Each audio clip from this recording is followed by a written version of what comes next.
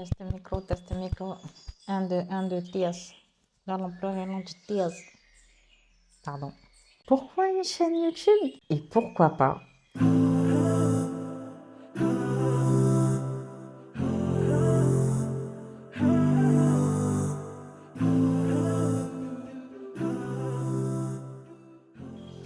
Plus sérieusement, parce que j'avais ce besoin de m'exprimer autrement que sur Instagram. Dernièrement, j'ai pris conscience de la charge de travail que j'ai eue entre 2025 et 2026. J'ai accumulé énormément de fatigue physique et mentale, si bien que fin mars 2026, juste après l'Aïd, j'ai fait un burn-out.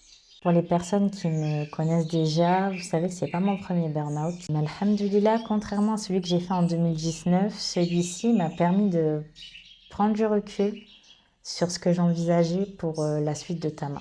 Si on revient sur mon année 2025, le mot d'ordre, c'était l'autodiscipline.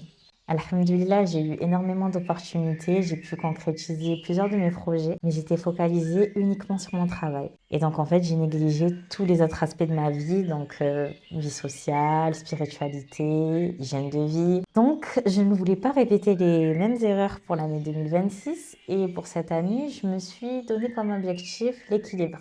Donc j'aspirais à un mode de vie beaucoup plus aligné, je souhaitais en fait donner du temps à chaque aspect de ma vie. Mais les problèmes, alhamdoulilah, j'ai eu d'autres opportunités en fait de janvier à mars 2026 et je me suis engagée sur d'autres projets avec des personnes, qui fait que j'ai complètement fait l'impasse en fait sur ma santé mentale. Alors que j'étais déjà en saturation de 2025, je suis rentrée dans un déni. Je suis rentrée dans un déni et pour pouvoir être productive, clairement, j'ai éteint mon cerveau, alors que je bouillonnais déjà.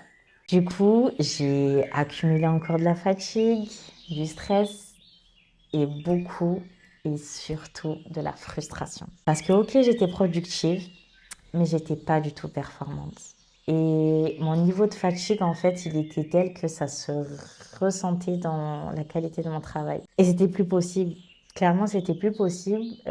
Donc j'ai arrêté en fait de forcer. Et j'ai accepté en fait qu'il fallait que je revoie ma manière de travailler. Et avant ça, je suis passée par une très longue phase, très très noire, mes phases d'hibernation, où je me suis énormément remise en question. Alhamdoulilah, aujourd'hui, je suis dans une phase où je remonte la pente, où j'arrive un peu plus à rebondir. Avant ça, ouais, c'était assez complexe. Il fallait que je passe justement par cette phase-là, où je me lamentais un peu sur toutes ces semaines où j'ai pas été qualitative. Et du coup, après cette phase, je me voyais pas en fait revenir sur les réseaux et en parler vite fait, parce que clairement, ça a un impact important sur mon quotidien et par conséquent sur mon travail. Du coup, j'avais besoin de parler de cet aspect que je montre pas forcément à travers mes posts ou mes stories. Et pour ça, j'avais besoin d'un format plus long, plus posé, plus neutre, plus libre. Et clairement, la plateforme YouTube s'est présentée comme la plateforme idéale en fait pour présenter ce nouvel arc Tama. Je vois pas forcément ça comme un renouveau. Je dirais qu'on est dans la continuité de mon envie de toucher un peu à tout, découvrir de nouvelles choses, explorer ma créativité et continuer à pas me mettre de limites. Toujours en construction, toujours dans la découverte.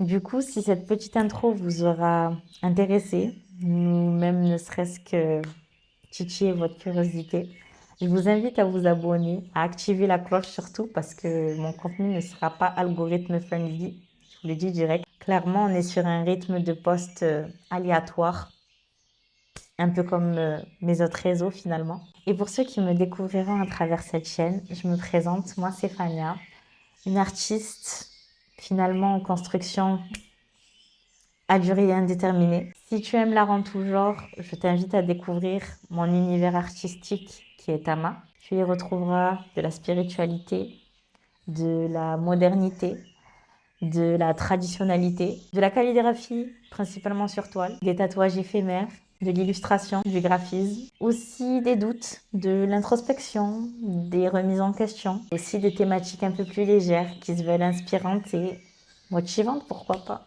Sauf erreur de ma part, je pense avoir fait le tour. Et comme on dit chez moi, fin de transmission.